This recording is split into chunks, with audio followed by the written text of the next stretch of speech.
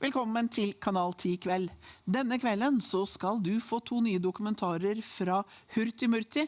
Det er et filmselskap som vi nylig stiftet bekjentskap med. Vi har allerede vist 2 gode, viktige, sterke dokumentarer fra de. Den ene het Min nazifamilie, og den andre het One Ruler, som handlet om forfulgte kristne.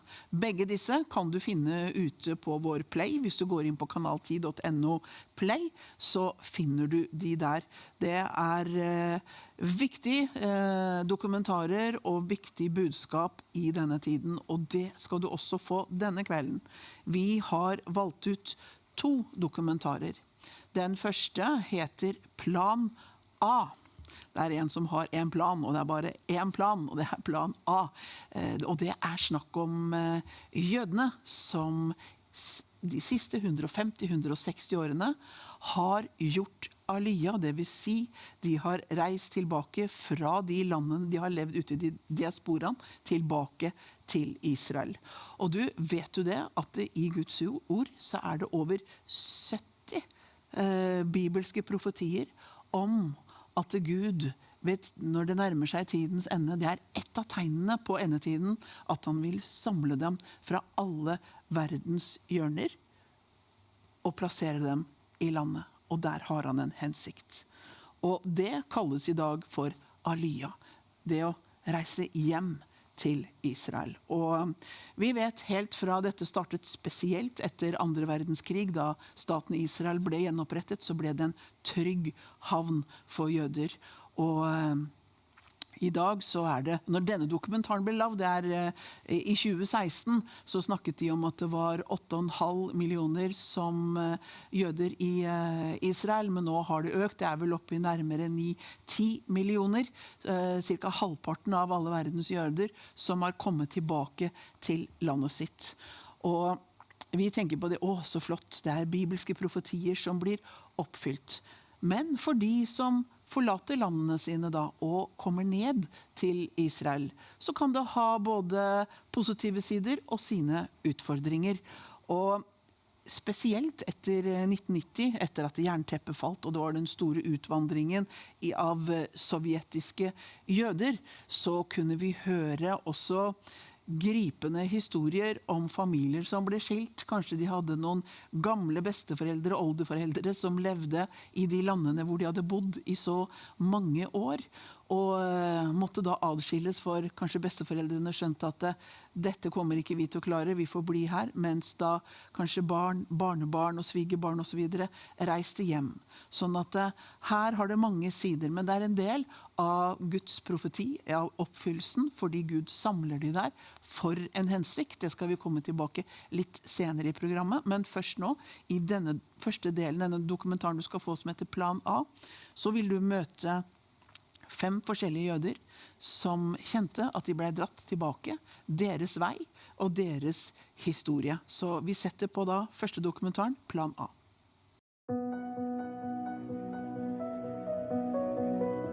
When I moved here, people would always make the joke, oh, Aliya made Aliya. That does mean the same as moving to Israel, going up, ascending, kind of entering a higher consciousness. So first of all, it was a name picked by my parents because they're like, wow, we thought it was a beautiful name. Little do they know that it would become my fate moving here.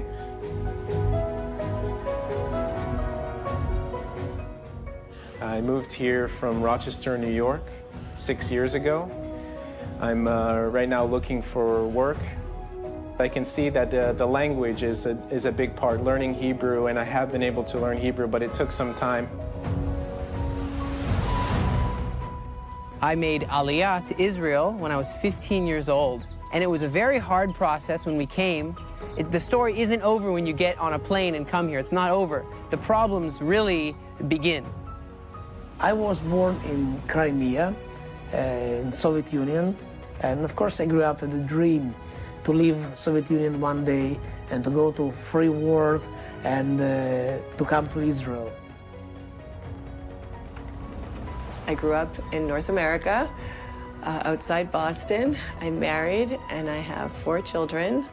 In America, I was a school nurse at a Jewish day school.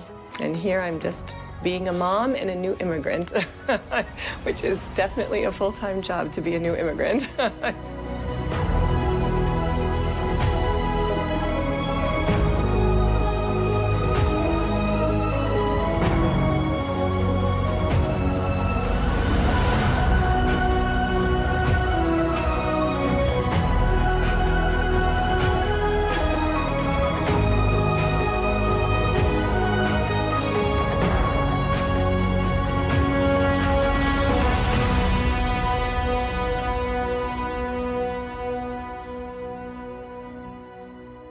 So I think it was sort of several events that influenced my decision to come here. We grew up in a household that was very Jewish culturally. Both of our parents are rabbis, so we grew up in the synagogue surrounded by that. But Israel or Zionism was never really talked about. My grandma nearly made Aliya, or immigrated to Israel, in 1947, I think. So there was an influence, but it wasn't pushed on us at all. And then, really, it happened when I went to college and I got more involved in the Jewish and pro-Israel community that I started to learn about this beautiful country. So I did a year abroad here and met amazing people and totally fell in love with the culture. And that influenced me to want to immigrate here in 2010. And I was born in a Jewish family, but not religious family. When I grew up, we had no churches and no synagogues. So I grew up in atheistic environment, but somehow I always believed in God, and that is very special. By the age of 18, I really was looking for God. I really was searching and praying even more. It was a time of uncertainty, and I really got lots of questions. I was happy with my life, and I just married with my wife, and we thought, maybe one day, because we are Jewish, so maybe one day when we're going to retire, we will go to our homeland and we will move to Israel. But of course, God changed our plans, and just in the middle of all our plans, He showed up and showed us all the scriptures and spoke to our hearts, time to move. And here we are. I moved here with my parents, and also my sister lives here. She's married and has 2 kids. Really, I'm happy that I've been able to move here and transition, and yeah, that it's been a challenging time, but also a very good time. And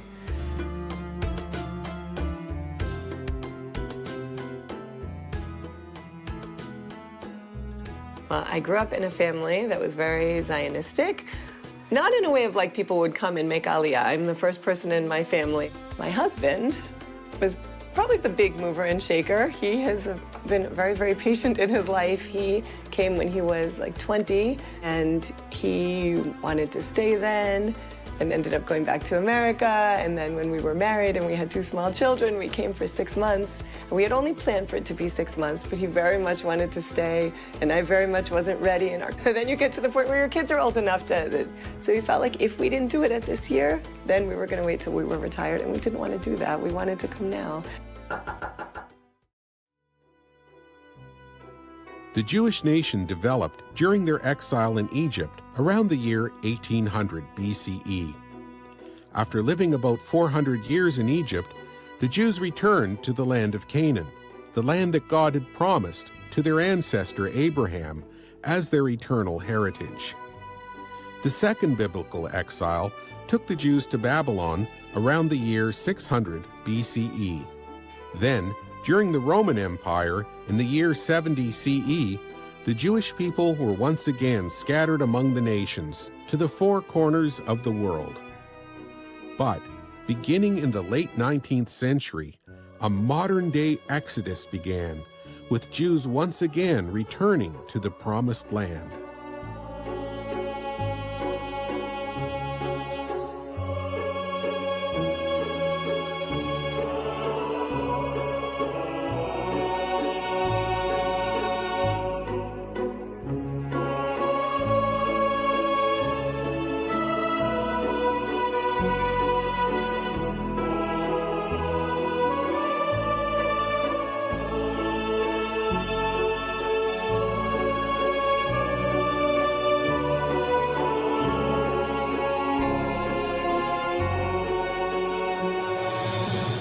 Israel is a tiny nation with a population of some 8.5 million, a mere 424 kilometers, or 263 miles from north to south, and only 15 kilometers, or 9 miles at its narrowest point.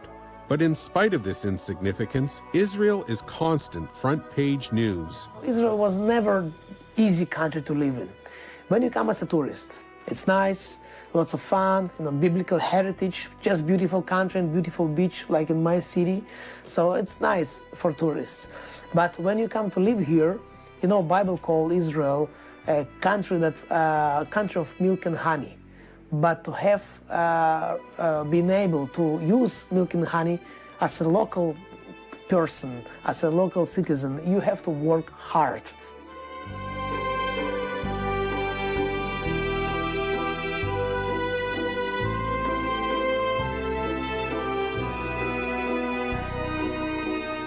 I think what people don't know about Israel is that it's the only democracy in the Middle East, and the rights that people have in Israel are unparalleled in the Middle East. Like lesbian and gay community here, full equal rights. Arabs who are Israeli citizens have full equal rights. I think sometimes the media portrayals of Israel and what's the reality are so very, very different. It's sad. It's just really important to form your opinions based on facts and real experiences rather than regurgitating what the media tells you to, which, as I've been learning in school, often has an agenda. I think the land of Israel is a place that's certainly not perfect, but we have to protect our land here from those that are, as you can see, the land of Israel surrounded by all nations that want to kill us, and it's God's plan to protect this nation.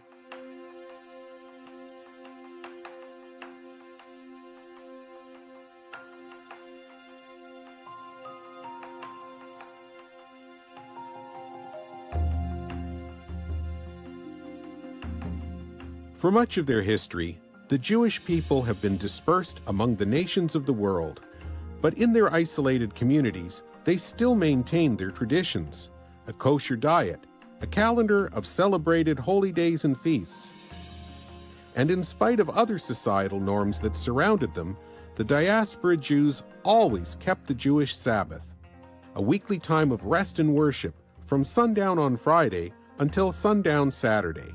But in Israel, the Sabbath is universally observed throughout the nation, especially in Jerusalem. Shalom Aleichem, Malachi Asharet, Malachi Elyon, Mi Melech Malchi Amlachim HaKadosh Baruch Hu. Boachem leshalom, Malachi Ashalom, Malachi Elyon. Mi melech malchei amlachim HaKadosh Baruch Hu, baruchuni leshalom malachei Asher. Baruch ata Hashem, Elokeinu melech haolam, borei pri hagefen. Amen.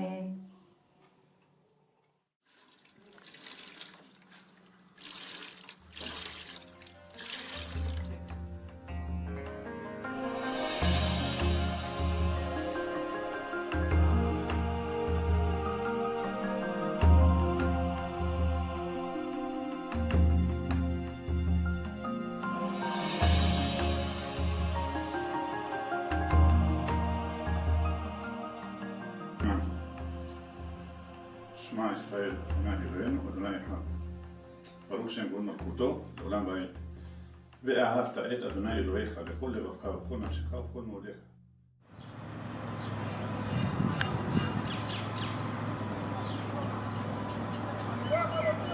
Since the birth of modern Israel in 1948, more than 3 million Jews have moved back to the land, arriving from all points on the globe, from Iraq to Morocco, from China to India, from America to the former Soviet Union, from France to Ethiopia, literally from across the four corners of the world.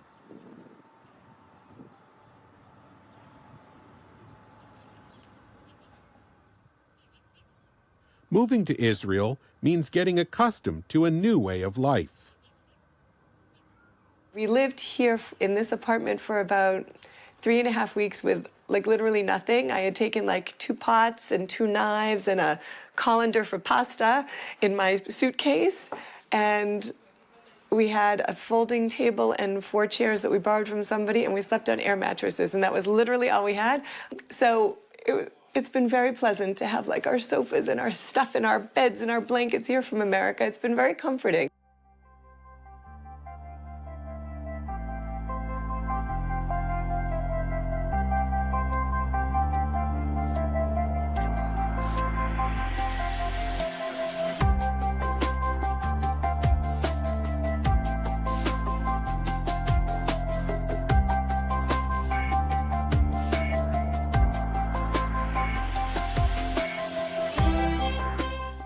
I'd say the attitude of people is different here. There's maybe less patience sometimes, and just it's very fast-paced.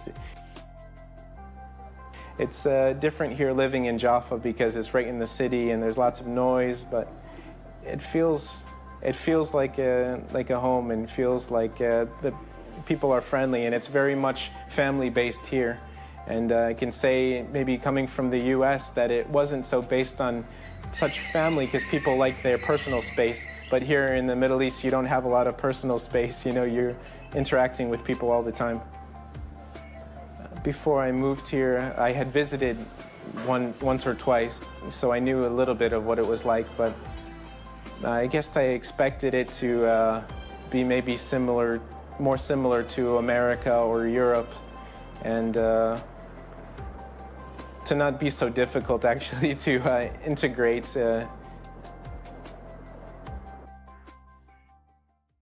I'm extremely punctual.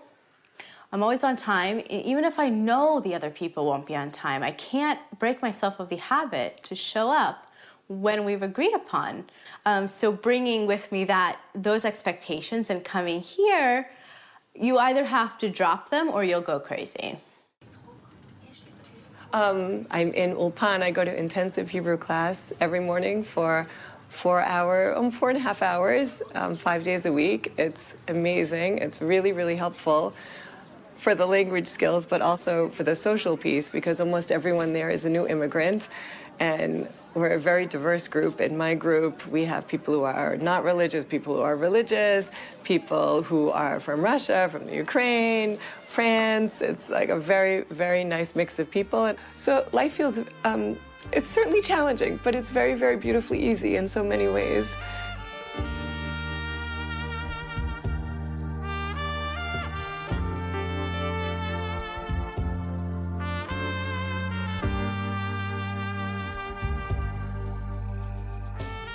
Some of the greatest survivors are the Ethiopian Jews. More than 20,000 of them moved to Israel during 2 secret operations carried out by the Israeli government in 1984 and 1991. While boarding the planes, many of them didn't even know their destination. After arriving in Israel, they faced a completely new reality, encountering a very modern society, a foreign language, and unfamiliar family hierarchies. While their elders struggled in their new home, the younger generation of Ethiopian Jews found it easier to blend into Israeli society.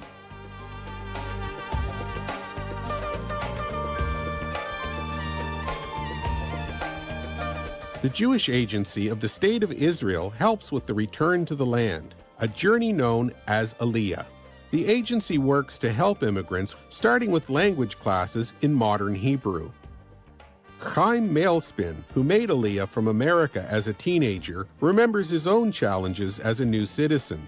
Today, he helps other newcomers assimilate into Israeli life. You have to find a house, you have to learn a language, you have to know, do I have to go to the army? How do I get married? Everything.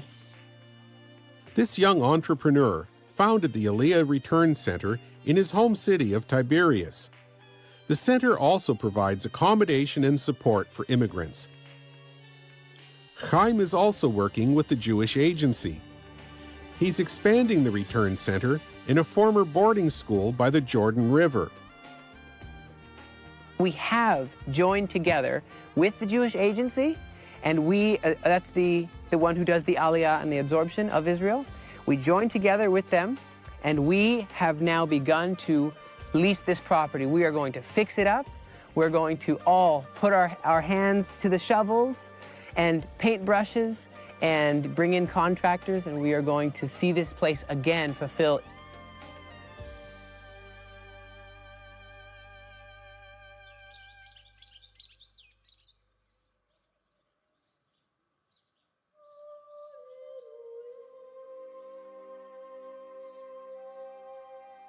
The wish next year in Jerusalem is a recurring theme in Jewish prayers.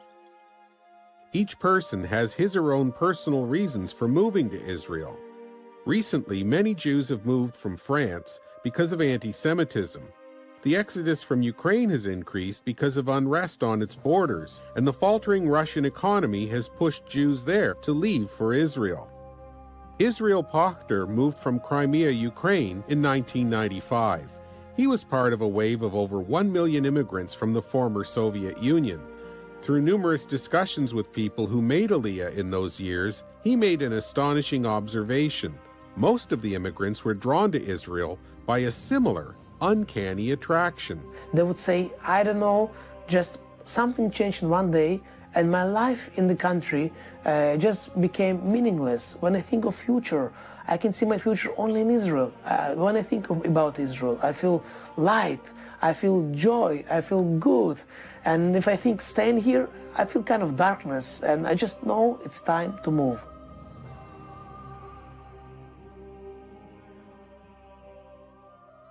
Many people really moved because they felt it. They totally atheists, not believers of any kind, but they felt something inside, and they felt like we need to move. And many would justify it, saying like, for the future of our kids, for the future of our nation, to keep our identity. But I can tell you, it was a really move of God. And that idea of yearning for Zion and wanting to come back here has stuck with us from the exile throughout the diaspora. So, the birth of modern Zionism with Herzl is just another manifestation of that.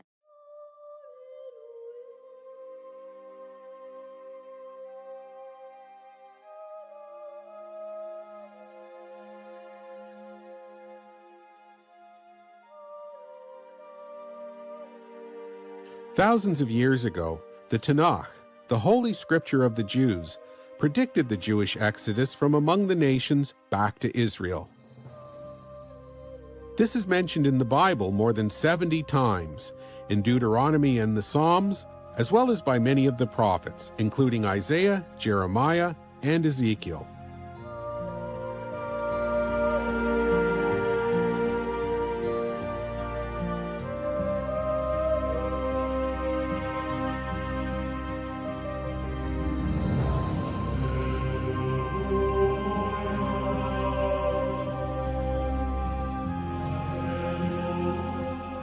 Bible speaks a lot, specifically about exodus from the northern countries. If you go north from Israel, you come in first to Lebanon, Syria, Turkey, then Eastern Europe, Ukraine, and Russia. And actually, it's going straight to Moscow, which really represents all the Soviet Union countries and Russian-speaking world. So actually, I found there is many scriptures speaks about Aliya, or movement of God. Because God's saying always, I will cause Jewish people to come back to land of Israel. I will do all kinds of miracles. I will take them out. And it's been growing in my heart, and I felt like, wow, Bible speaks about me. You know what, the way that I always learned it is that Israel is really the place that all the Jews should be trying to live. And I'm really pleased to be a part of it. I don't know, does it mean Mashiach is coming and that I'm being here? I wish I could say yes, but I don't know. I'm not learned enough to say that.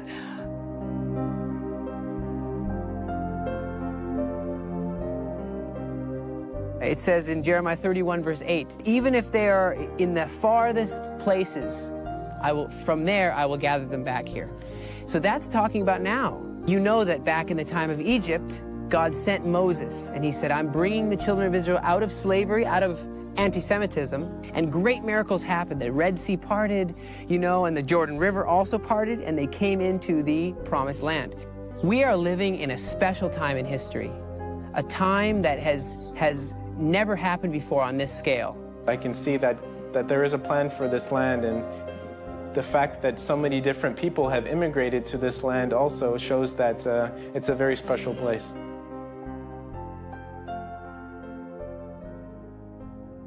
Speaking about conflict here with the Arabs, or probably right way to say Muslims, maybe even better to say radical Muslims. To understand this conflict, we need to go back to history. And what happening here, it's not just conflict between people, but in our case, in case of Israel, the conflict is spiritual. It's going all the way back to the Bible, the envy between Isaac and Ishmael, and it's an old story.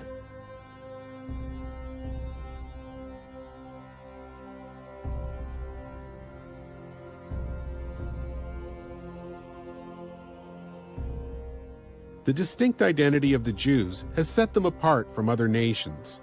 Perhaps this could explain some of the hostility directed against the Jewish people. A lot of times Jews, and this is part of the heritage wherever we've been, whether that's Poland or Morocco or the United States, vary within our own community. And this disinterest in assimilating has frustrated a lot of people in the countries, which of course leads to anti-Jewish sentiments. So I never felt discriminated against, but I did feel very happy when I was within the Jewish community, because there's a certain cycle of the year with holidays and food and traditions and religion that you kind of blend into. So it's nice that when you're here, you don't have to explain if you need Passover off or there's a certain life event in your family. And also to finally feel like you're part of the majority. For all my life, I was in the minority. I went to a school with 4 Jewish kids. It's so nice for my kids not to feel that.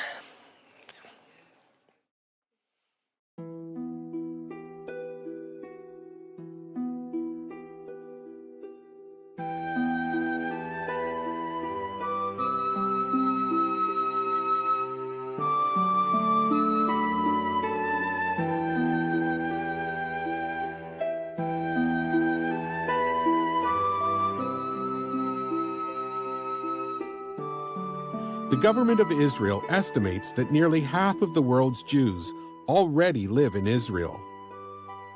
The Jewish people are like birds in flight, crisscrossing the sky in different directions. But as birds instinctively fly south when winter approaches, so too Jews from around the world are drawn towards Israel, as the world's opinion becomes colder and hardened against them. I've always said that, Israel needs to be here because you never know when Jews will have to leave their country. We've seen this recently in Ukraine. We've seen it with France. We just brought over some of the last Jews of Yemen who were being threatened to death. So, it's important that it's here because America's safe, and people say it always will be safe, and I do believe that, but you never know. You never know when having a safe haven will be a good thing.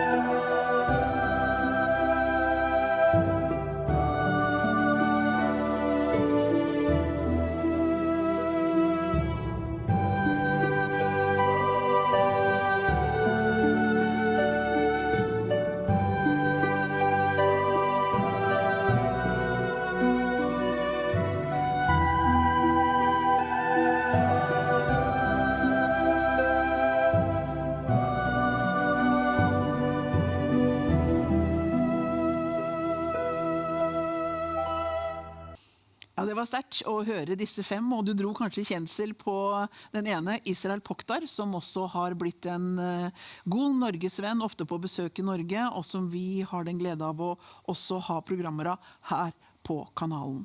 Og det sterkt å se hvordan jødene gjennom alle disse årene, tenk det, fra 70 år etter Kristus, hvordan de ble spredt ut til alle verdens hjørner, kommer nå tilbake, og de har beholdt tradisjonene sine. Sånn som sabbaten, hver fredag, og hvordan språket deres nå fremdeles intakt, kulturer, tradisjoner som Gud påbød dem å holde.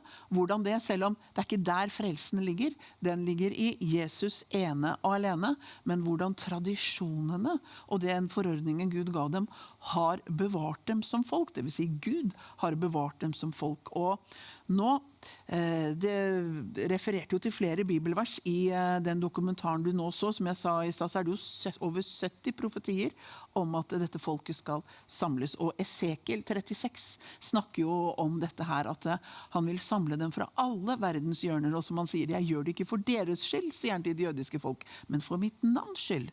Sånn at når du og jeg blir bedt om å stå med det jødiske folk, trøste som å bli bedt om, stå med dem, velsigne dem, alt det som Bibelen forteller om hvordan vår relasjon skal være til det jødiske folk, så det jo på grunn av Guds ord sier det, fordi han har en plan hele veien. Og nå skal vi over til del 2 av de dokumentarene vi har lyst til å vise dere denne kvelden. Og den heter Wallbrakers, det vil si de som bryter murer. For vi vet at helt både før, men også spesielt etter at staten Israel landet ble gjenopprettet og jødene kom tilbake, så har det vært konflikter, det har vært motgang, det har vært kriger, og vi ser også i den tiden vi lever i nå, mer enn noensinne, hvordan alt dette her har eskalert, alt etter 7.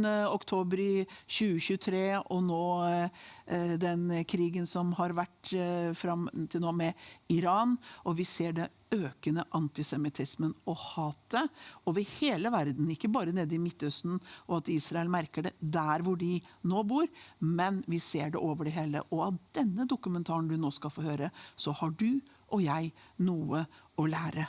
For det vil også si det at Gud samler sitt folk i landet. Esekiel 36 sier også det, at det en hensikt til at han samler det der, for han skal stenke rent vann på den, står det. Han skal gi dem et nytt hjerte, ta ut dette steinhjertet, sette inn et kjødhjerte, og gjøre dem klar til å møte sin konge, sin Messias, som du og jeg allerede har fått lov til å tro på, Jesus fra Nazaret.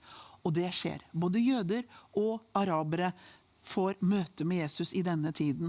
Både i Israel og ellers i Midtøsten, midt oppi alle konflikter og kriger og uroer som vi ser, så går Guds rike fram. Så den dokumentaren du nå skal få se til stor inspirasjon for oss også. Og som en av de sier, du vil også her få en kjent den. Det den arabiske pastoren Salim Salash fra Israel. Og ellers så møter du flere, både jøder og arabere, som sto i denne konflikten, som kjente på frykten, som kjente på hatet. Men så fikk de, kan vi si, en berøring i hjertet av Gud. Men ikke bare en liten berøring der og da, men en berøring som forandret hjertet. Og hvis de kan fortelle hvordan Guds berøring i deres hjerte, og at han får fortsette å berøre dem og forandre dem, at hat og frykt blir vendt til forsoning, kjærlighet, og at man står sammen i åndens enhet, ja, det noe du og jeg også kan ta med oss nå i den tiden vi lever i. Så nå skal du få siste dokumentaren denne kvelden, som da heter Wallbrakers.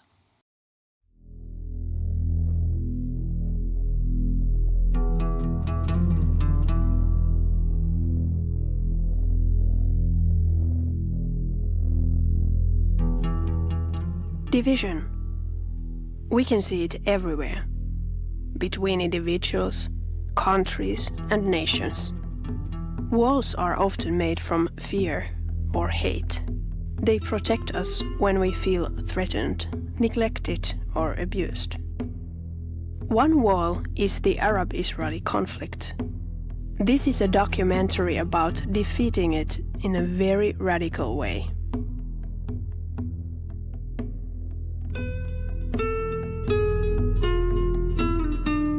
In 80, I was in the scout. I was a teacher for the young boys who are coming to the scout, how to prepare the bomb, how to kill the Jews. And for us, from our hatred, from our anger from the Jewish, we teach the young boys in the scout how to kill, how to prepare the bomb, how to do a bad life for the Jewish. Because in that time, we was refused to see any Jewish in the old city.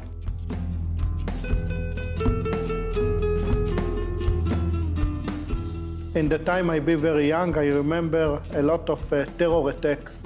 It's happened here in Tel Aviv and in other cities. I remember that all what I think that all the Arabs, it's terrorists. Because of these things and because I see a lot of bad things happen in my country, in my heart, I begin to hate very strong the Arab people. And I remember that all what I say to my friends in this time, good Arab, it's die Arab. I remember after terror attacks, we go, some group of people just find Arab people and beat them in revenge because all what happened in Israel. I moved to study here, computer programming. The neighbors and everybody were Jewish. That was like the first time that I started to interact with Jewish people. So there was always waves of terrorism in the street. So people were more afraid from the Arabs. So when they ever see me as an Arab, they will, of course, they can recognize me as an Arab. So they will be afraid from me, and they would be treating me as a terrorist sometimes, even though I'm not a terrorist. So their hate or their discrimination reflected on my personality. So I started also really to not like the Jewish people. They didn't want to do anything with the Jewish people. In Israel, Arabs and Jews are separated by language, religion, and culture. They do not have much interaction on their free time, and that feeds suspicion and hostility. Relationships between Arabs and Jews depend a lot on area. For example, Haifa is a very mixed city where both cultures live in harmony. But the closer you get to Jerusalem, the more tension you can see.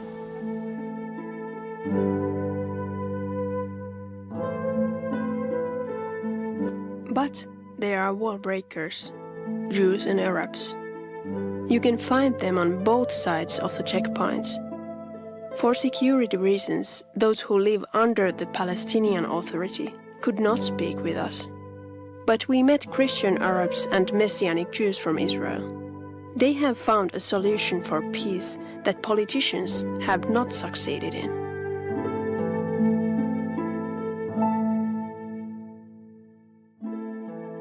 Raja Salame grew up in the old city of Jerusalem.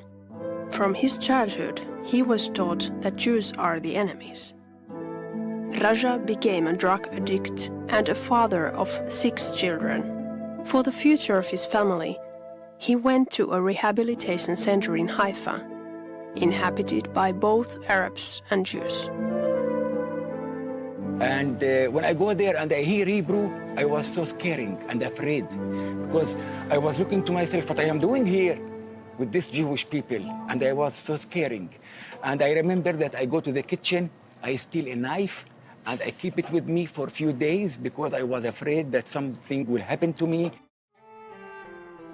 But there were kind people, and especially one Jewish man who helped Raja a lot. This melted his fear away. It was amazing to see it and to hear the love that they are talking with me in a way of loving, not in a way of the enemy, that they are hating me or they are angry from me. No, we have complete peace and love in the house. Then I believe that one night that God came and visited me, He changed my heart. He took the stone heart in my life and He changed it. He gave me a flesh heart. From that time, God changed me and He gave me the love for my enemy.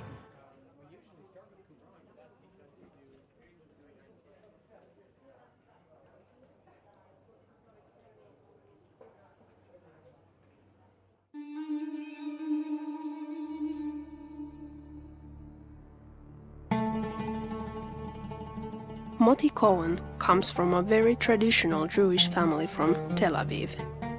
He felt hate towards Arabs because of terror attacks in Israel. As a teenager, Hurtti met Messianic Jews, Jewish people who believe in Jesus. At first, he resisted them, but later on, Jewish scriptures convinced him that Jesus, Yeshua in Hebrew, is the Messiah. Something very strong happened in my heart in the time I started to believe in Yeshua.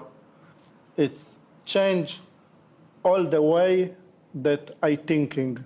I read in the New Testament something that I not read in any other place, that Yeshua say, pray for your enemies. Yeshua say that, pray for your enemies, and it's very touch in my heart. It's not just touch it in my heart, it's changed my heart. And I understand new things. I understand that all the conflict, it's not just because the people, it's a spiritual war. And it's very changed my heart. And now I have a lot of Arab friends. Peter Nasser grew up in an Arab village in the north of Israel.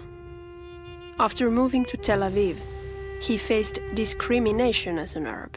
This resulted in him choosing to live abroad for years. Back then, I also hated half of the world, probably, and hate, bitterness all filled my heart. And as I started to read the Bible and I started to understand that, really, first of all, I'm not Christian. Although I claimed to be Christian, but I wasn't Christian. I was just a man that trying to seek peace by my powers. So I started to read the Bible and I really prayed and I said to God that, you know, I don't know, what can you do? You know, but I'm really desperate and I'm broken. If you really exist, if you can change my heart, please do.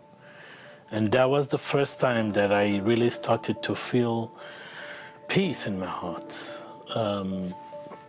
Peace that, you know, I never experienced since my childhood, that I, you know, was innocent and I started to go away from my faith. I didn't feel that peace, and that moment I knew that, you know, His love can change me, and it doesn't matter the world, what they think about me and how they treat me, but, you know, God changed my heart at that time.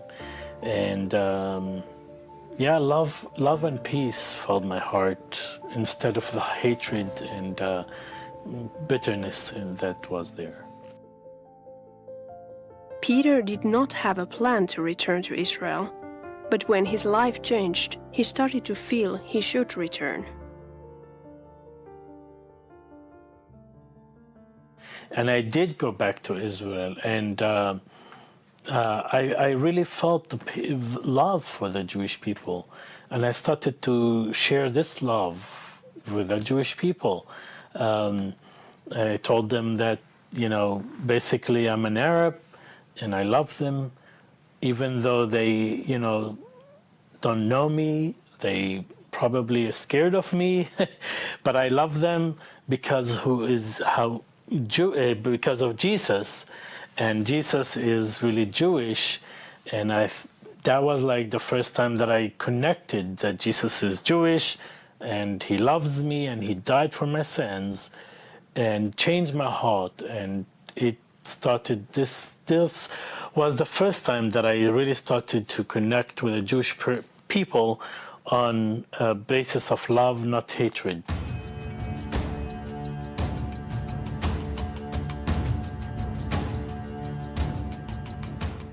Joel Yelsky is a Messianic Jew from Israel.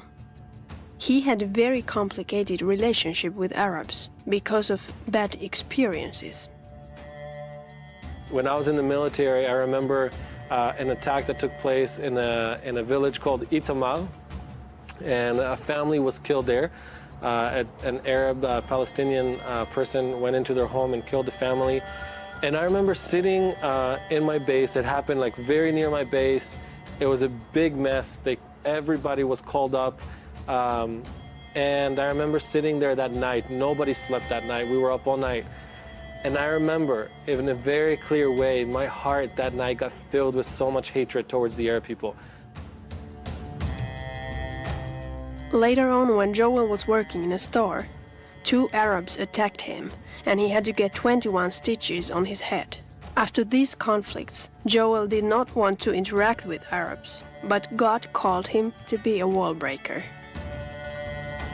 And about 3 years ago, the Lord really changed my heart and took my life in a very new and different direction. And so I started looking for opportunities. Where can we really join in with Arabs to see unity within the context of worship and prayer, developing relationship? Joel is working at the House of Prayer in Jerusalem. It is opposite the Temple Mount, a place in the center of the conflict. Just behind it, the younger generation is learning how to hate. I am living in Christian quarter, in the end of Christian quarter, in the beginning of Muslim quarter, and there is a school for the kids, for the small boys and girls, for the Muslim area.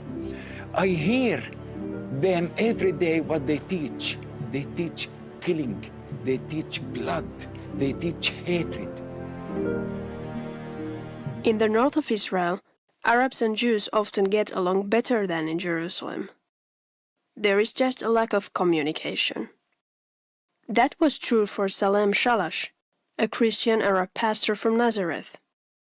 He did not hate Jews, but he did not know many either until he went to Bible school. It was historical days for me. We were 12 Arab pastors and 12 Jewish Messianic pastors. It's like the tribe of Israel and disciples of Jesus. And, you know, we were together, lived together, even we have intensive courses that we spend in the hotel time together. It was really heaven on earth. And, you know, for many years I didn't know that there is real believers, Jewish believers in the land. When I met them, I felt that we are one family. Several organizations work for peace and unity of Arabs and Jews. Joel and the House of Prayer concentrate on conferences that gather hundreds of young Jews and Arabs to worship God together. And we saw God move in an amazing way. I mean, we just saw God deliver young people from bondage, from hatred. We saw people just hungry for more of God. And God really showed up in a very powerful way. Some Arab and Jewish believers even perform reconciliation in their marriages. Peter, an Arab man, has a Jewish wife. They met during an evangelistic outreach of the organization called Jews for Jesus, where both of them are working. So from that time, I started to like this girl, and I didn't think about it much that she's Jewish or not. But later on, after a couple of weeks, we started to date, and then I realized that she's Jewish, and I'm an Arab, and that was for me a step that, okay, I love the Jewish people, but this is another, you know, situation here, culturally we're different, thoughts and how we view the world and stuff like that, it must be different. And it was, even for my parents, a little bit hard that I'm gonna marry a Jewish woman.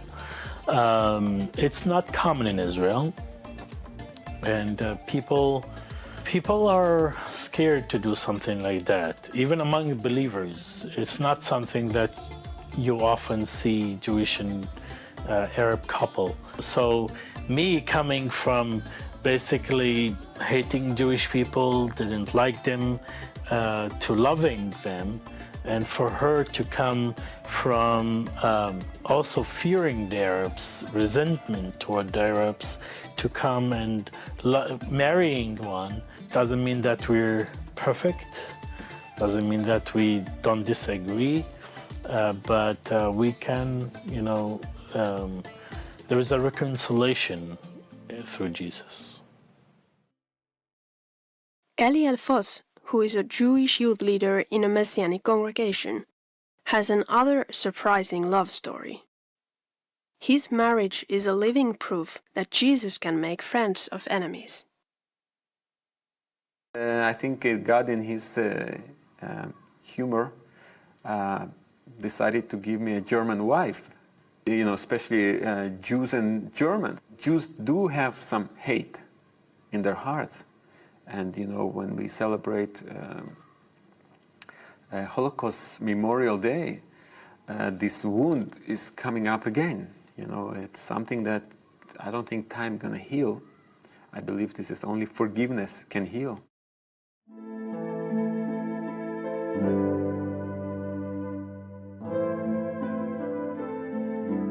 Forgiveness is a crucial tool in breaking down walls, because it does not turn a blind eye to hard situations, nor does it encourage us to hide our hate or fear. Forgiveness means giving them up. It does not always change our conditions, but it changes our perspective. You have to learn to live within the conflict because it isn't going anywhere, at least not anytime soon the way I see it. I can't solve it, I don't have the answers to it, but we need to start looking for how do we live above that. And so that's why I see worship and prayer such a powerful vehicle towards unity, because it really sets our eyes on Jesus and away from the reality of what is happening around us.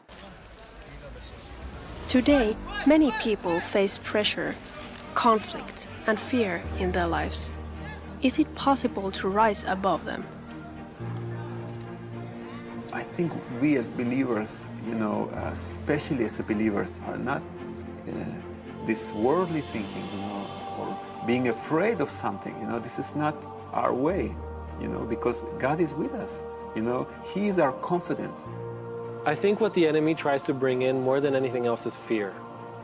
And that's what this conflict is actually, a lot of it is about fear, intimidation, getting people afraid of one another. If you can keep people away from each other, they'll never develop relationship. The conflict you see happen in Israel is very similar to what's happening in all of the Middle East. And I think also Europe is starting to experience that.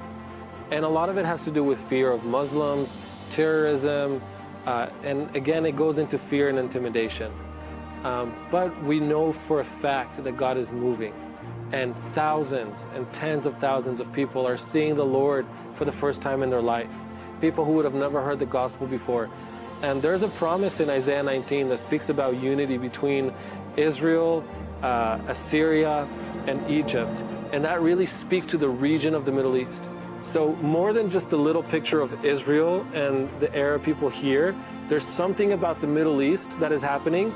And there's not just a vision for unity with Arab people here in this land, but unity with Arabs around us. Israel and the Arabs of the Middle East, God promises that there will be unity there and they will worship the Lord together. And when they do, it's going to release a blessing to the earth. And ultimately, that's what we're pursuing, for God to release that blessing to the earth through the unity that we want to see happen between Jewish and Arab people together.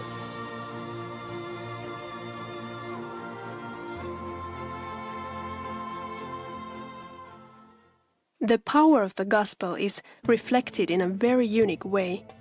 when Christian Arabs share the message of Jesus with Jews.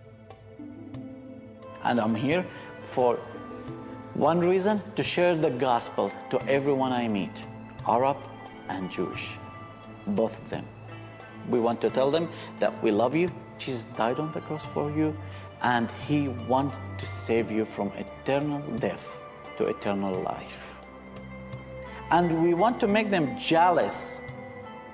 And you know, we share these projects, you know, that with these people, you know. First of all, I visited a family, a Jewish family, and I shared with them, you know, a food package. And she was looking at me like this, and she was shocked. Arab giving Jewish food? Why? She said, why you are doing that? Arab and Jewish fighting all the time together. Why you bring food for us? I said, because Jesus teach me to love you. And I want to share with you about the truth. Which truth? It's your Messiah. This is your Messiah. This is your scriptures.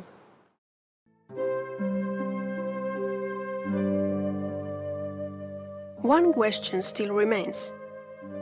Can Jews and Arabs make peace without Jesus? There is a lot of good cooperation and efforts for peace in Israel. But unity in forgiveness and the love of Jesus seems to be a more efficient way to gain real peace. If I wasn't a believer and they weren't the believers, first of all, I don't think there was any connection. I think they would be looking at me as an Arab, not as somebody a friend. And there would be this culture difference, barrier, background. This would be something that, a wall between us. I believe that Jesus broke this wall, as it's written in the Bible. There is no more Greek or Jew, as it says. We all one, and we all brothers and sisters, and that's how they see me. With Yeshua it's different, because if now have a political solution, I know this political solution, it's just on the paper, nothing not happen in the art. But Yeshua, he changed the art. It's not about the paper, it's about the art. Yeah, it's like religious. Religious, it's a lot of time about the paper, but Yeshua want to do the peace in the art. Because of that, one of his names, it's Prince of Peace, because he come to give the real peace. And this is what I see in the time that I be with Arab believers. I feel the peace. I feel that even if we not understand the languages, even we not agree about everything, but have peace between us. And this is what Yeshua do. Actually, I never talk with the Jewish in the politics side, because if we touch this politics point, we will become angry from each other. So this is why every time I say the politics, it's not for us, because we are not coming to be angry from each other. We are coming to show love. The moment that we show love, we are in quiet and peace. It's so easy to, in a split second, lose the unity, you know, get into arguments, and things blow up, especially if you're talking about a group with so many different people. There's a lot of differences to work through. How we do church life, how we do family life, how we think politically and theologically. And you have to really overcome that. And the only way you can do that is by focusing on where you have common ground, through relationship. As you build relationship, you get to know the person and you build trust. And when you build trust, you can start seeing the disagreements and you're not afraid to disagree. And that's very important, because we will disagree. Me and my friend, we disagree on issues, but we have enough trust to know that that's not going to break our relationship. And reconciliation is not something that happens once and then you're done. Forgiveness is ongoing, and it comes on both sides. You have to do it on both sides. And we have to learn how to continually forgive, allow our hearts to be tender with forgiveness, to turn to the Lord. I mean, you're going to experience moments of bitterness, and you're gonna start feeling that hatred come back up. There's moments where I start feeling that within my own heart, and I have to turn to God and say, God, help me. I'm feeling that bitterness again. I don't want that. Psalm 133 has a very interesting promise. It says there how good and pleasant it is for brothers to dwell together. I really see that there's an anointing when there's unity. There's a breakthrough that happens when there's unity. God is there. So suddenly you become part of big family. And this big family, you don't choose who is in your family, you know, and you realize that suddenly, after reconciling to God, there are people that naturally you wouldn't be in contact with them. Naturally, it's not natural. You know, naturally you don't want to be with them. So I believe it's really important that the Christians we really understand the message of one new man. That on the cross, it says in Ephesians, He died for us. And through Him, through His blood, we are one new man, Jew and Gentile. If Jesus can unify Arabs and Jews and make brothers out of enemies, is there any wall of hate or fear in our lives that He would not be able to break down as well?